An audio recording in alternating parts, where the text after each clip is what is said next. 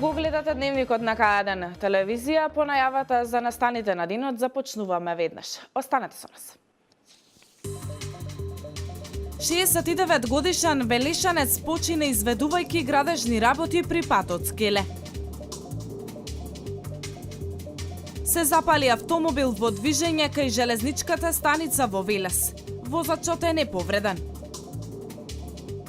Во првото полугодие од 2017-та регистрирани се 523 заболени од заразни заболувања на подрачјето на Центарот за јавно здравје Велес.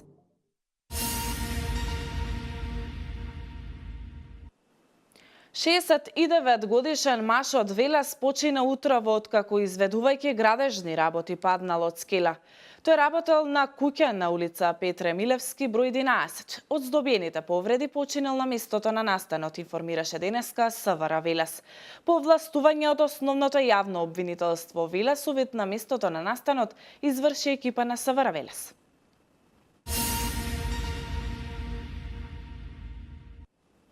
Немилите настани не застануваат. Се запали возило во движење во близина на железничката станица во Велес, но возачот не е повреден. Причината за ова е тоа што експлодирал плинскиот уред додека се движело возилото, кое речиси 80% оштетено, но не предизвикало штета кај останатите паркирани возила. Колешката Валентина Михајловска беше на местото на настанот. Се запали патничко моторно возило марка Голф во движење кај железничката станица во Велеса, возачот е неповреден. Експлодирал плинскиот уред додека се движело возилото, кое е речиси 80% оштетено, но не предизвикало штета кај останатите паркирани возила.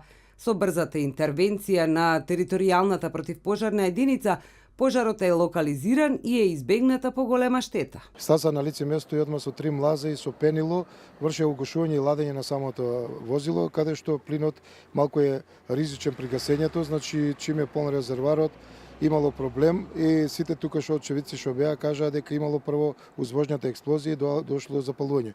Добро е што возачот се снашол и одма испаднал од возилото. Лепидовски упати апел до сите граѓани кои користат плински уреди во своите возила во летниот период, а редовно да вршат контрола на вентилите. Оваа жештина може да предизвика дополнителни ситуации каде што може возилото да се запали, како што сега беше у самата воžња. Не е позната причината поради која се случи запалувањето на возилото.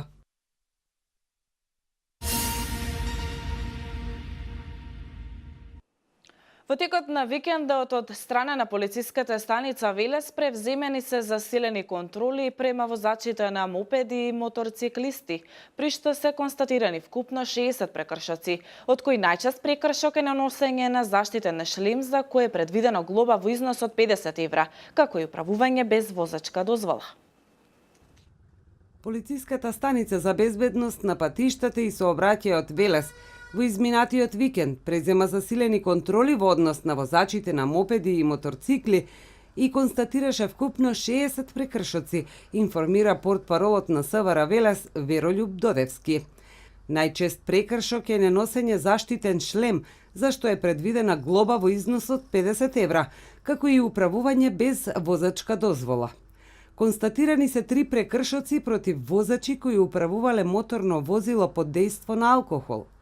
Во текот на викендот е регистриран настан каде лице управувало патничко моторно возило на регионалниот пат Штип-Велес, се движело неконтролирано и представувало опасност по останатите учесници во сообраќајот.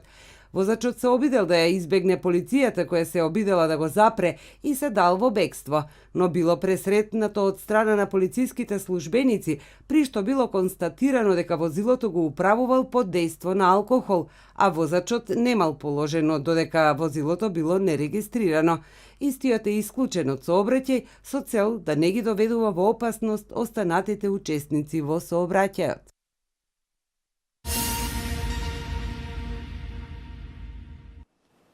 Градоначалникот на Велес Славчо Чадиев на вчерашната панел дискусија насловена како подобри и различни инвестираме во локалната самоуправа. Во организација на ВМРО ДПМН истакна дека локалната самоуправа со задоволство може да каже дека она што било ветено во предизборието е реализирано. Чадиев вели дека Велес е можеби единствената локална самоуправа која со свои средства изгради индустријска зона. Подобри и различни инвестираме во локалната самоуправа беше насловена темата на панел дискусијата која ја организираше ВМРО ДПМН. Градоначалникот на општина Велес Славчо Чадиев истакна дека општината е отворена за сите граѓани секој четврток за да ги слушне проблемите на граѓаните и додаде дека ветеното во предизборието е реализирано. Чадиев се осврна на индустријската зона Караслари. Со задоволство можам да кажам дека Велес може би единствена општина, со единствена локална самоуправа што со сопствени средства изгради индустријска зона. По таа индустријска зона ние вложивме токму околу 2 милиона евра исплатени до денар на сите изведувачи.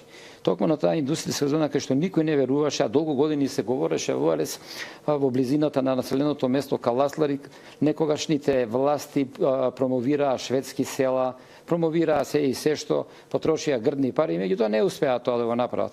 Ние, за среќа на граѓаните, за наше големо задоволство, успеавме да го реализираме тој капитален објект и со задоволство можам да кажам дека таму во таа зона работат повеќе од 400 наши сограѓани. Чадиев се осврна и на изградбата на распродадената индустријска зона речани 2 на 14 хектари. Најави дека во следните 2 дена на продажба ќе биде ставена и индустријската зона Мамутчево. Тоа веќе се е познат инвеститорот, тоа е словачката фирма Холц, која што ги произведува печки за грејење на палети. Истовремено тука имаме и заинтересираност една македонска турска фирма која што побара да им се подготви терен од 5 хектар за нивно лично производство. Што се однесува до реализираните проекти на локалната самоуправа, Чадиев потенцираше дека до денес се реализирани повеќе од 380 проекти кои се во насока на подобрување на квалитетот на живот на граѓаните. Додаде дека во наредниот период таа бројка треба да се заокружи на 400, се осврна и на проблемот со водоснабдувањето. Ние во меѓувреме успеавме да не само што успеавме да го вратиме кредитот што беше земен од претходните власти за промена на водоводната инфраструктура, иако не беше наменски потрошен, ние го вративме тој кредит и во меѓувреме успеавме да изградиме повеќе од 48 километри водоводни линии низ нашиот град. Во однос на сообраќајните решенија, направени се кружни токови со цел намалување на бројот на незгоди.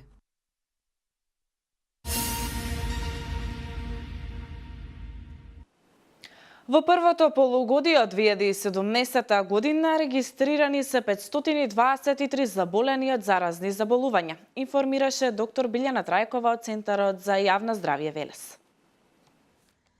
Во првата половина од оваа година регистрирани се 523 заболени од акутни заразни болести, информира доктор Билјана Трајкова од Центарот за јавно здравје Велес. Оваа бројка е во очекуваните граници, истакна таа на 71-та седница на Советот на општина Велес, образложувајќи ја состојбата со заразните болести за периодот јануари-јуни 2017, која беше поставена на дневен ред. Од овој вкупен број најмногу регистрираме варичела, 191 заболен, и тоа нешто помалку од минатата година. Тука се 6 заболени од паротит, 5 заболени од скарлатина и нешто поголем број на регистрирани заболени од инфективна мононуклеоза, вкупно 18. Оваа година имаме регистрирано и еден заболен од карактеристична пневмонија со изолиран хемофилус инфлуенца. Во капковите спаѓа и грипот, така да во ова полугодие го регистрираме во помал број. Ова се должи на тоа што епидемијата со грип започна ланската година во ноември, па ова полугодие се регистрирани помал број заболени, односно 383, истакна Трајкова. Поскупниот број на хепатити, еден е со хепатит вироза А и 3 заболени со хепатит Б. 2 лица се со регистриран ХБС антиген позитивност, а имаме регистрирано вкупно 15 лица со ХЦВ, значи позитивност.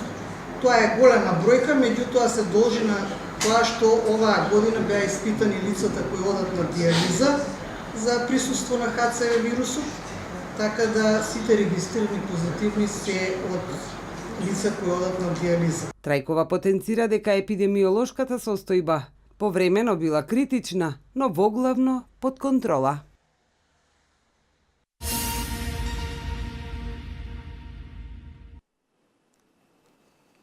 Меѓународен семинар за зачувување и унапредување на човековата околина содржа деновиве во Романија. Нови семинар единствени представници од регионот беа екологистите од регионалното еколошко друштво Екоживот од Кавадарци. Здобиените искуства екологистите како главен двигател ќе ги принесат на пошироката јавност, посебно на помладите генерации, сметаат од Екоживот. Регионалното еколошко друштво Екоживот од Кавадарци изминатиот период беше дел од меѓународен проект за заштита на животната средина. Овој еколошки центар на проектот соработуваше со Еразмус Плюс од Романија. Во рамките на истиот со своји представници учествуваше и на меѓународниот семинар за зачувување и унапредување на човековата околина, кој деновиве се одржа таму. Главниот акцент на семинарот беше редуцирање, реупотреба и рециклирање. Едукацијата од страна на предавачите била со примена на видеоматеријали и интерактивна настава, како и настава во природа. Исто така, во склоп на семинарот биле организирани и работилници на кои учесниците практично ги запознаваа начините за употреба на веќе претходните користени добра. Целта на семинарот, велат од еколошкото друштво, била подигање на јавната свест и пренесување на искуствата како да се редуцира употребата на природните ресурси, реупотребата на искористените добра, како и рециклирање на претходно селектираниот отпад. Здобиените искуства, екологистите како главен двигател ќе ги принесат на пошироката јавност, посебно на помладите генерации, сметаат екологистите од Екоживот.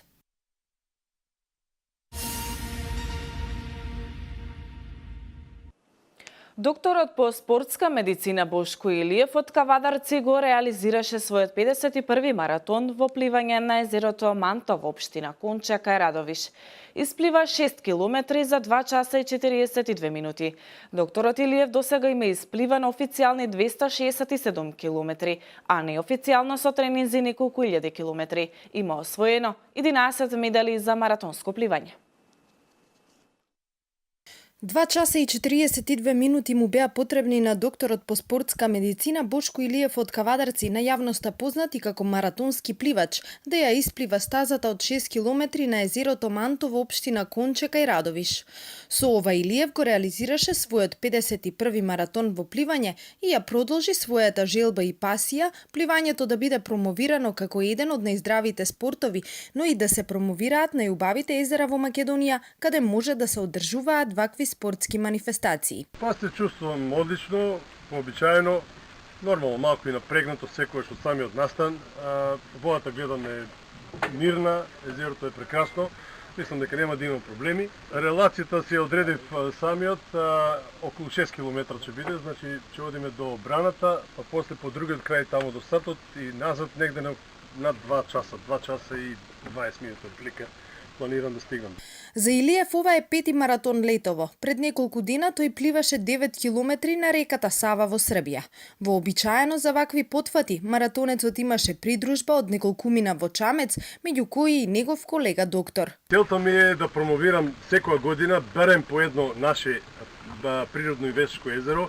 Значи имаме преубави езера во Македонија, дури не сме ни свесни какви убави имаме. Значи целта ми е секоја година, значи го имам направено со Охридско, со Велешко, со минатата година со Беровско, со Козјак, Тиквешко, да не заборавам некое, Дојранско исто така е сега дојде ред нели на Мантово, во иднина ќе биде Маврово, Дебар, Калиманци. Докторот Илиев досега има испливано официјални 267 километри, а неофицијално со тренинзи неколку илјада километри. Маратонски пливал на 14 езера, главно во Македонија, но и во земјите од поранешна Југославија. Во неговата кариера на маратонски пливач забележани се 4 реки: Сава, Дунав, Тиса и Западна Морава, како и 4 4 мориња – Јадранско, Јонско, Црно и Егејско. Има освоено 11 медали за маратонско пливање, а на еден од маратоните во Бугарија има добиено награда за најдобар учесник странец.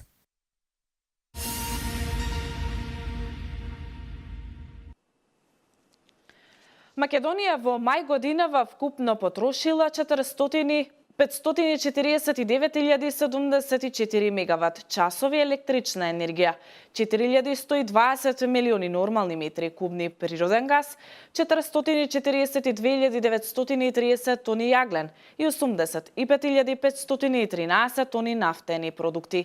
Според податоците на Државниот завод за статистика, 66,7% од потрошената електрична енергија е од домашни извори, а 92,7% од вкупната потрошувачка на јаглени се употребени за производство на струја. Вестите од Македонија. ВМРО ДПМН бара од СЈО да работи согласно законот и веднаш во законска процедура да ги уништи нелегално прислушуваните материјали, а за уништувањето да состави записник. Според ВМРО ДПМН, неуништувањето и нивното чување и користењето представува груба и сериозна злоупотреба на службената должност и е казниво согласно закон. Сите отворени случаи од СЈО се политички конструкции кои немаат допирна точка со правот. Обвиненијата по нив се крајно неаргументирани со цел да се врши политички прогон на ВМРО ДПМН инспириран од СДС. Катица Јанева и нејзиниот тим не само што го претворија СЈО во партиска испостава на СДС, туку бесрамно вдомија симпатизери, внуци, роднини и нивни пријатели на државен буџет. СЈО не работи ниту професионално, ниту неселективно, туку предпочита партиска работа, политички активизам и роднински непотизам, велат од ВМРО ДПМН и додаваат дека таргетот на СЈО е само ВМРО ДПМН.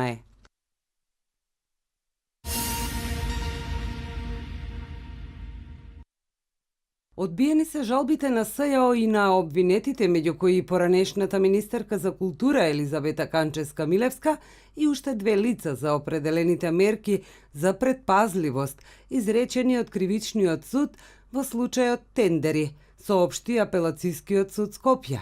Судот соопшти дека се потврдени првостепените решенија на Кривичниот суд, со кои се определени мерки за предпазливост, обврска за обвинетите да се јавуваат во судот и привремено одземање патна исправа и забрана за издавање нова. Предметот тендери на СЈО се однесува на набавки поврзани со изградбата на музеот на ВМРО. Апелацискиот суд досега ги одби сите поднесени жалби на решенијата на Кривичниот суд во врска со предметите на СЈО.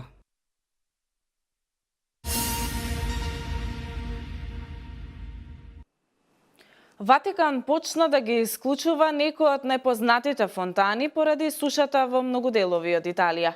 Ватиканското радио јавува дека оваа одлука е поради ставовите на папата Франциско за заштита на животната средина. Сушата погоди 2/3 од земјоделските површини, а во Италија ја чинеше околу 2 милиарди евра. Во Ватикан има околу 100 фонтани, вклучувајќи ги и двете ремек дела на плоштадот на Свети Петар. Според потпаролот на Ватикан, ваквото нешто се случува прв пат во историјата и на тој начин Ватикан покажува солидарност со Рим за време на кризата. Вестите од светот. Косово има резерва на јаглен само за уште еден месец и се наоѓа на прагот на енергетски колапс. Доколку владата на Косово не обештети 8 домакинства од селото Шипитуле, преку чии имоти треба да се мине за да се стигне до ископите на јаглен, за неколку недели постои опасност од енергетски колапс. Поради неможноста за пристап до ископите, Косовската електрокорпорација повеќе месеци користи јаглен само од резервите, не вршејки нов ископ. Косовската електрокорпорација предложила експроприација на 17 сопственици, чии имот е во непосредна близина на ископите на јаглен во селата Хаде и Шипитуле поради вонредната ситуација.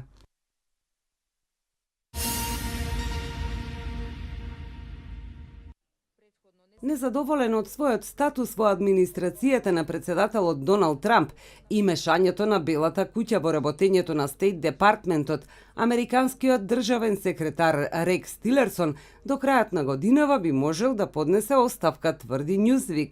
Весникот тврди дека Тилерсон се чувствува потиснат на страна од Трамп и од администрацијата, откривајќи дека кај шефот на кабинетот на Белата куќа Ренис Прибус имало бучна расправија во која шефот на дипломатијата барал да престанат да му кажуваат како да работи. Тилерсон зад себе имаше тешка недела исполнета со незадоволство и понижување. Прво, откако беше објавено дека нафтената компанија Бексон Мобил е казнета за прекршување на санкциите кон Русија во времето кога тој беше нејзин председател, а потоа и со неприфаќањето на кадрите што тој ги предложил за негови соработници во Стейт Департментот. Според Newsweek, државниот секретар бил длабоко навреден кога за контроверзната одлука да се забрани влез во САД на државјаните од 6 доминантно муслимански земји, тој воопшто не бил консултиран.